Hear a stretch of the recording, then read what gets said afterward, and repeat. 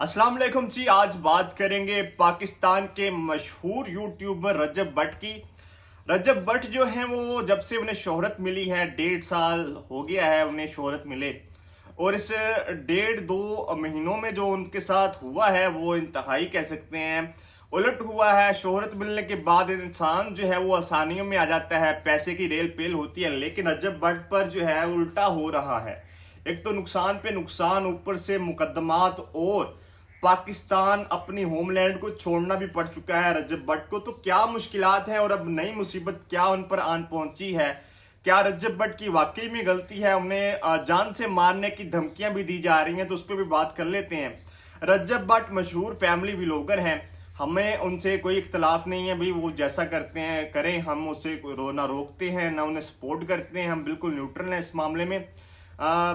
क्योंकि अगर आप कहते हैं कि जी वो बुरा कर रहे हैं तो आप उनको अनसब्सक्राइब कर दें और अपना जो कह सकते हैं पलड़ा साफ कर लें। अगर आप उन्हें सपोर्ट करें तो आप उन्हें सब्सक्राइब कर लें। यही दो चीज़ें हैं। हमें दूसरों की ज़िंदगी में जो है वो झांकना नहीं चाहिए, ना हमें हमारा दीन इस चीज़ की इजाज़त देता है।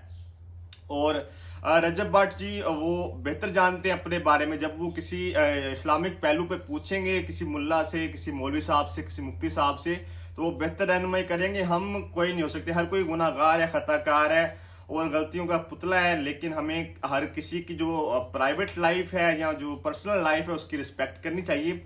जो चीज़ें हमारे सामने है उस पर बात कर लेते हैं। रजब भट्ट ने जी हालिया कह सकते हैं दिनों में उन पर 295 का मुकदमा भी हुआ है, तौहीन दीन का और तौहीन मजहब, और एक दो मुकदमा और भी हुए हैं उन पर। गवर्नमेंट ने उन्हें बचा भी लिया है और वो इस वक्त दुबई में मुकीम है। तो उन्होंने हालिया वीडियो में जो है वो अपनी वालदा का इजहार मोहब्बत में जो है टैटू बनवाया है बाजू पर, और ये सिद्धू मूसेवाला की कह सकते हैं पैरवी की है। वो उन्हें उस्ताद भी मानते हैं, उनकी खातर उन्होंने परफ्यूम भी लॉन्च किया था 295, जिस पर उनको कह सकते हैं माजरत भी करनी पड़ी थी और उनकी जान भी खतरे में पड़ चुकी थी। तो अब जो है फिर से वो ट्रोलिंग शुरू हो चुकी है कि इस्लाम में इसकी इजाज़त नहीं है और तरह तरह की बातें की जा रही हैं।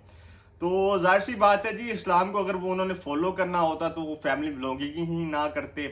और अगर वो कह सकते हैं आपकी खातर वो इस चीज़ को मना कर देंगे तो ऐसा होने वाला नहीं, क्योंकि उस पर बहुत बड़े बड़े मुकदमात हो चुके हैं। तो अगर उसने बाज आना होता तो वो पहले ही आ जाता। तो ये पर्सनल लाइफ है, पर्सनल डिसीजन है उसके, तो हमें चाहिए कि उस पर बात ना की जाए।